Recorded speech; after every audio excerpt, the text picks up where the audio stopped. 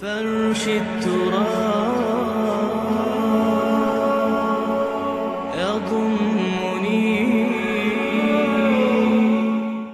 کسی شخص کو تکلیف میں دیکھ کر اگر آپ کا دل پسیجتا نہیں ہے، آپ کے دل میں رقیق کسے کہتے ہیں؟ پتلا، رقیق مادہ پتلا، رقت قلب، دل میں نرمی پیدا ہو جائے.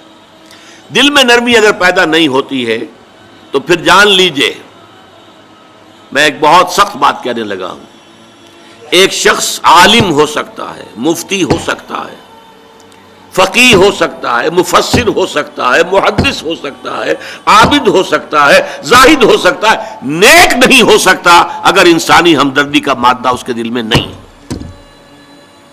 بات سمجھ لی آپ نے پوری؟ یہ ہے ترتیب کے اندر مضمر. نماز اور زکوٰۃ کا ذکر بعد میں، وَآتَ الْمَالَ عَلَىٰ حُبِّهِ ذَوِي الْقُرْبَىٰ وَالْيَتَامَىٰ وَالْمَسَاكِينَ وَابْنَ السَّبِيلِ وَالسَّائِلِينَ وَفِي الرِّقَابِ، یہ پہلے آ رہا ہے.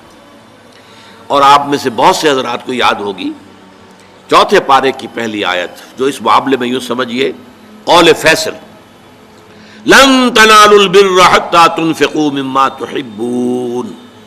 تم ہرگز نیکی کے مقام کو نہیں پہنچ سکتے جب تک خرچ نہ کرو اس میں سے جو تمہیں محبوب ہے.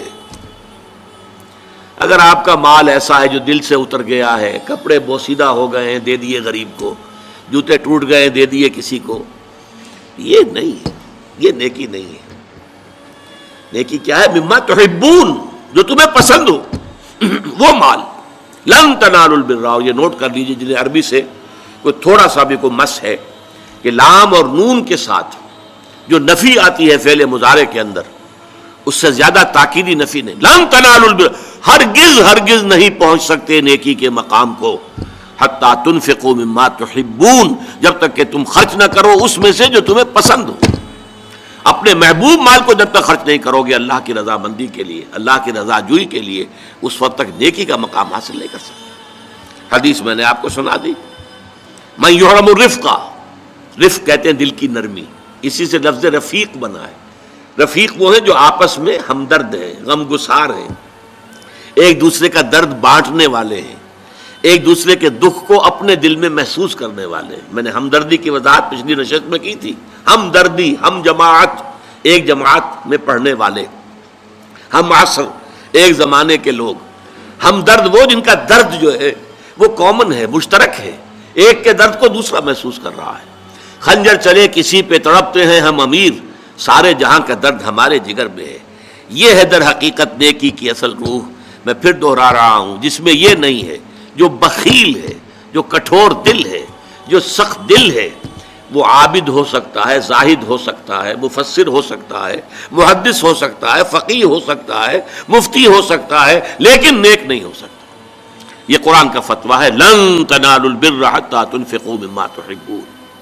پھر اس میں ایک بات اور نوٹ کیجئے، اس میں ترتیب بھی لازمی ہے.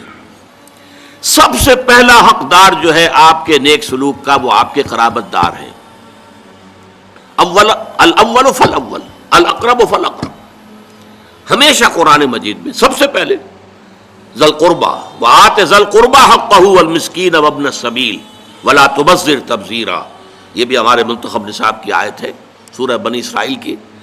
اور تم حق ادا کرو جو ذی القربیٰ ہیں، قرابت دار ہیں، رشتہ دار ہیں. یہ خاص طور پر بات کیوں کہی جاتی ہے؟ عام طور پر قرابت داروں میں، قریبی رشتہ داروں میں شکر رنجیاں ہوتی ہیں. اب فلاں جو ہے، فرض کیجئے کہ کوئی چھوٹا بھائی فوت ہو گیا یا بڑا بھائی فوت ہو گیا ہے، اب دوسرا بھائی جو ہے اچھا ہے، جو فوت شدہ بھائی ہے اس کے حالات اب خراب ہیں، بیوہ ہے، بچے ہیں، کوئی ذریعہ معاش نہیں ہے، اور یہ شخص جو ہے وہ صاحب ثروت ہے، صاحب دولت ہے. یہ اوروں کو تو خیرات دے گا، اپنے یتیم بھانجا اور بتیوں کو نہیں دے گا. کیوں؟ انہوں نے یہ کیا تھا، انہوں نے یہ کیا تھا، انہوں نے فلاں وقت یہ کہہ دیا تھا، وہ بھابھی نے فلاں وقت جو ہے میرے ساتھ یہ معاملہ کیا تھا. اس حوالے سے شکر رنجیوں کی وجہ سے ان کو چھوڑ کر دور دراز جا کر ریوڑیاں بانٹی جائیں گی، لیکن جو اصل حقدار ہیں ان کو چھوڑ دیا جائے. اس کا تجزیہ کیجئے. اس کا مطلب ہے یہ اللہ کے لیے نہیں دیا جا رہا. اگر اللہ کا جذبہ ہو اللہ کو راضی کرنا، تو پھر تو دیکھو کہ اللہ نے سب سے پہلا حقدار کس کو بنایا؟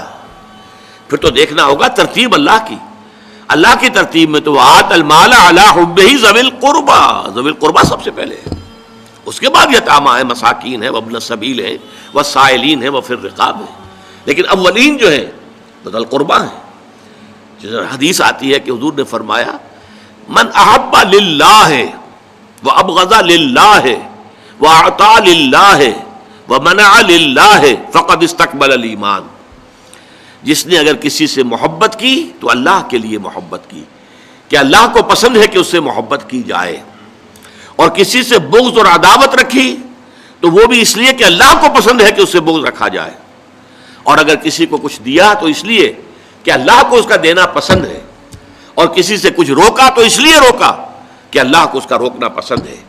یعنی انسان کے تمام اعمال کا اصل موٹو جو ہے وہ ذات باری تعالی اور اس کے احکام اور اس کی پسند اس کی ناپسند بن جائے۔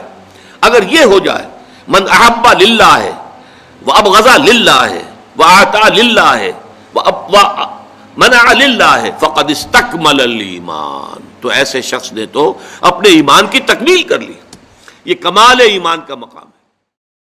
وتعلو همتي دوما وتسبق خطوتي الأزمان، فوقتي لا أضيعه بما يفضي إلى الخسران، وكفي لا يفارقها أداء البر والإحسان، ولا تدري شمالي عن يميني إنه